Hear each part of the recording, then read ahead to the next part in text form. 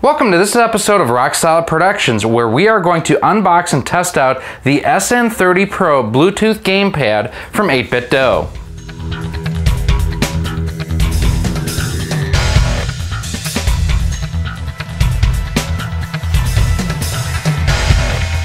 Hey everyone, welcome to Rock Solid Productions. I am Gary, and if you've been a fan of the show, you know that I really dig the 8bitdo wireless controllers. I have for quite some time, since the original one I really tested out on the NES Classic Edition.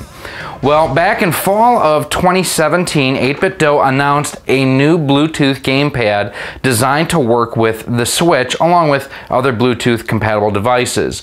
It's styled like this one here. We have the Super NES variant. There's also a Super Famicom edition as well that has, all the buttons are the same, concave versus convex, and they do have the color palette off of the Super Famicom, where this is more off of the Super NES.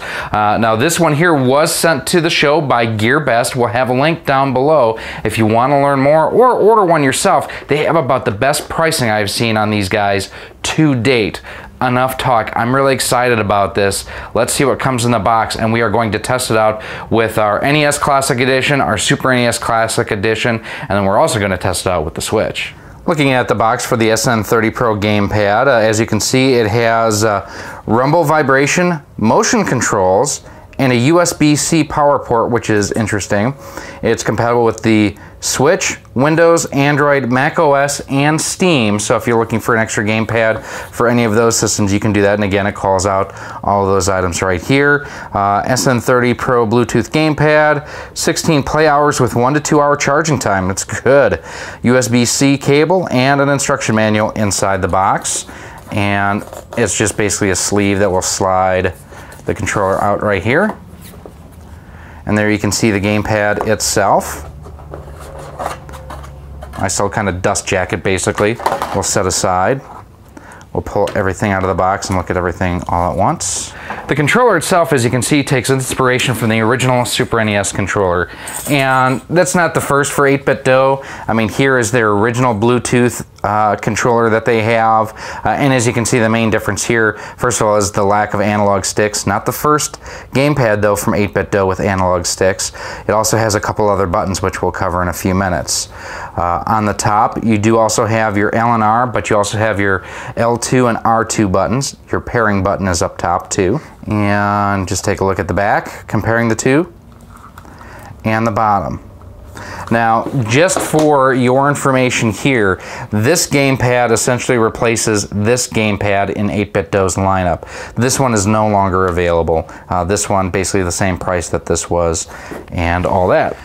It does have a little plastic film that was on the ABXY. It has the same kind of concave, convex configuration that we've known and loved on the Super NES for years. You do also have your home and capture buttons, which are going to be down below here. And it does have that USB Type-C charging port on here. It's interesting that they went with USB-C. I've really liked it since I've gotten my Google Pixel XL and my Samsung Galaxy Note 8. I've liked the fact that the Switch uses that as well. And then this is the charging cable that it comes with too. No power supply is included, but you can plug this into the dock for your Switch or any other USB charging brick, and this will charge it up. So looking at the manual quickly here. So obviously you have your D-pad, A, B, X, Y, L, R, L1, L2. So that is the home button there. And this is the star, which I think you can use for your capture. And it walks you through how to connect it to different devices, which we're going to use it on, like I mentioned, our Switch and on our Super NES Classic Edition, just to see how it plays. Now, one final thing, we did compare it to the original 8bitdo wireless controller. Here is the Super NES 2.4 gigahertz gamepad, and as you can see, they all basically have very similar shapes and designs and aesthetics. 8bitdo, they've got their molds and their looks and everything just nailed. It looks great. I know one thing that people will be wondering about, first of all, is the feel in the hands. It actually feels good. The L and the R, I'm sorry, the L2 and R2 on the top actually feel really, really good. Those do push in, they are clicky. The range on those feel good. They've got good travel, so if you want to just, you know, creep along or have more precise actions, you can do that too. So pairing the 8bitdo gamepad to an NES Classic or Super NES Classic that's been equipped with a Nincade adapter should be pretty easy too. Power it on, wait a few moments here for it to come up, and then just input the Konami code. Okay. From here, press Y and start to power it on and pairing. Press the pair button for a few seconds. It's now trying to discover it. And there we go, we're paired. Let's play. All right, so starting off with the 8bitdo gamepad, we're gonna jump into Mike Tyson's Punch-Out and see how it plays. Now, one of the reasons why I use Punch-Out is because lag, latency, that's where you're gonna kind of find it on this game here. Plus, I wanna see if LR, L2, R2, if they do anything. So I can use the analog stick if I wanted to use that instead of the D-pad, which is good to know. Feels nice and responsive. Glass Joe's already knocked down in 42 seconds. Not bad there, and I've been screwing around with the controls too, just to see what they do. Yeah, overall, I'm liking how this feels so far with the Super Retrocade. I will tell you that none of the issues that I had playing with the Nincade and the older, the NES 30 controller, they're not showing up here at all, so that's definitely good to know.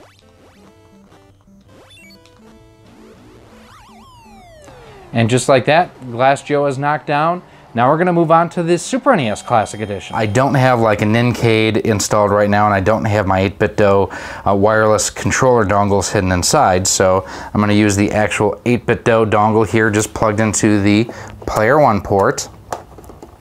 And to institute pairing, or to initiate pairing, what you do is you hold down Y and the start, and then what'll happen is the LEDs down below, they're kind of hard to see, but they will start flashing left to right.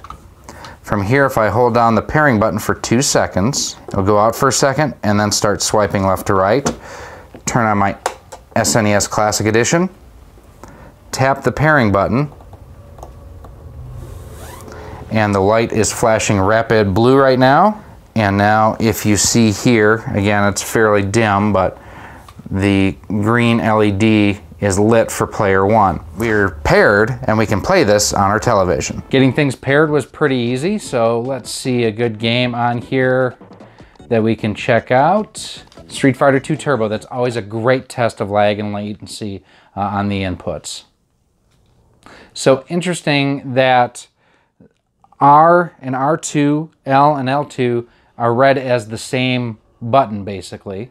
And who do you think I'm going to take? Of course I'm taking Ryu. And I'm going to try both the D-pad and the analog stick to see how it works. Clearly here, I can use the analog stick to navigate the menu. Dalsim? Dalsim, of course! Oh yeah! Oof! I don't like getting thrown around. So I can do the Hadouken and the spinning sidekick. Have not been able to nail the Shuriken yet. So it's towards, down, down, and towards. And that's the main thing right now, is just trying to pull off the moves as quickly as possible. Oof. I don't know that I've got really a preference right now on this, playing with the analog stick or the D-pad. Seems pretty equal as far as pulling off the moves, quite honestly.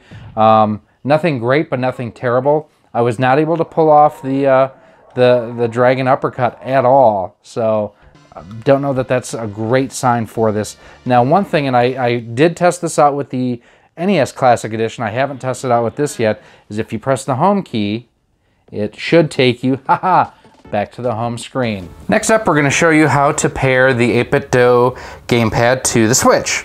So first things first is we're going to go in our Switch. We're going to go to we're going to go to Controllers. And we are going to go into Change Grip Order in a minute. Same thing on the SNES Classic Edition. Y and start for a couple seconds. The LEDs will start cycling back and forth. Hold down the pair button for a few seconds. The lights will toggle off and then back on. And now at this point, what you need to do is click on the change grip order. And now at this point, it will find your controller. Press L and R. There we are. Yeah, buddy.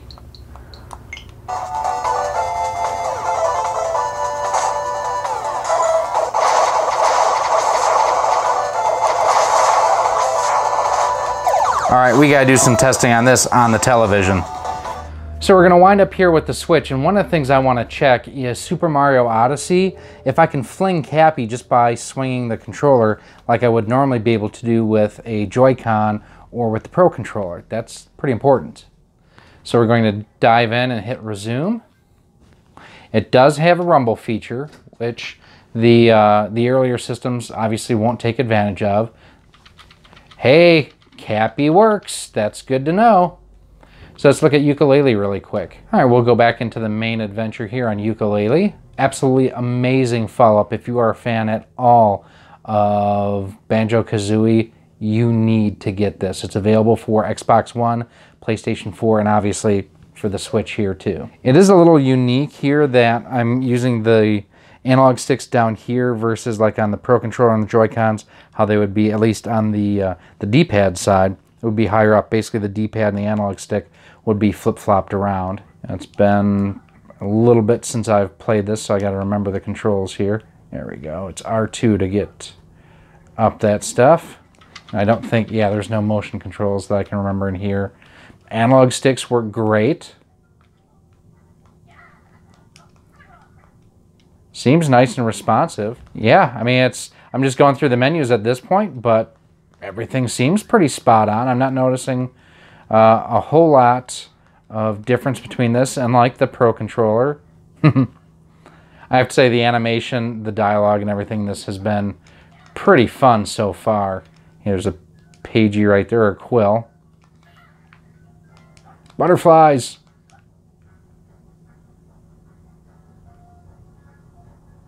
Come here, you.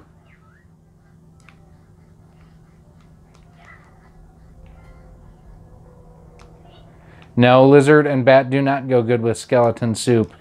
Yeah, the attack and everything, it's working well. It works good. I'm liking it so far. Uh-oh, a couple more coming. And part of that is just I need to get better at this game. I've only played maybe an hour. And with that, I think we got our skeleton friend out of some hot water. 8bitdo has really hit it out of the ballpark yet again, and this is another great controller from them. First of all, I want to thank the folks over at GearBest for sending us one of these for review. I'll have the link down below where you can check it out and pick one up for yourself. Like I say, they have about the best pricing I've seen anywhere on either this one or the Super Famicom Edition. So things I really liked about it, first of all, the fact the motion controls work. It means that I don't need to use a different controller with Super Mario Odyssey.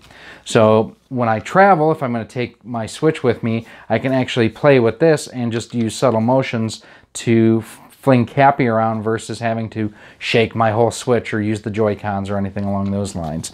The rumble feels good, but it is not HD rumble. You should be aware of that. Doesn't mean it's bad, it's just different. And for those, if you've ever felt HD rumble, you can't describe it. It's just a really unique feeling out there.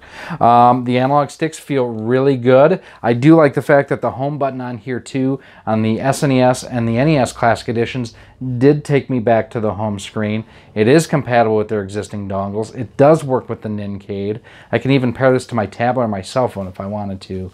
Overall, great controller. The analog sticks feel really nice. Now, this does not have Amiibo support. One minor thing, it's not a deal breaker for me, but for those looking like this for Mario Kart 8 Deluxe would probably be the way to play that game. But these are just my opinions. Let me know what you think down in the comments below. Also, if you do have products that you want us to review here on the channel, or if you do have any other comments or questions, please, as always, feel free to email me at rocksolidmail@gmail.com. You can also visit me on Twitter at RockSolidStudios or on Facebook at facebook.com/RockSolidProductions. Finally, if you do want to help support the future of the show to help us be able to pick up cool products like switches or games or clone consoles or controllers, you can do so by visiting us over on our Patreon page, patreon.com/rocksolid. For as little as $1 a month, you can help contribute to the future of the show. We give you exclusive early access to our video content and have exclusive patron-only discussions too. So make sure you check us out over there. Thanks again to GearBest for sending this in for review. We did not pay for this. This is something that was sent for review from GearBest. It's outstanding. I really, really dig it. Now, would I use this over a Pro controller? Probably not if I'm playing at home all the time. The Pro controller does have the Amiibo support on it, and just the way it's designed, it's a little bit more comfortable for long-term play, but this is perfect for a Player 2 controller, Player 3 controller, or for taking with you on the go. Like, I don't want to take my Pro controller with me on the go. The thing is massive. This is nice and small, and the fact that it uses USB-C, it's really easy for me now. My phones use USB-C, it charges up faster. My Switch uses USB-C, for crying out loud. It's just a really all-in-out, very stout controller. So don't forget to subscribe to the channel. That way you are kept up to date anytime that we do have new content coming out, like the review of cool controllers. I am Gary. This has been Rock Solid Productions with the 8bitdo SN30 gamepad. Thanks for watching. I'll see you soon.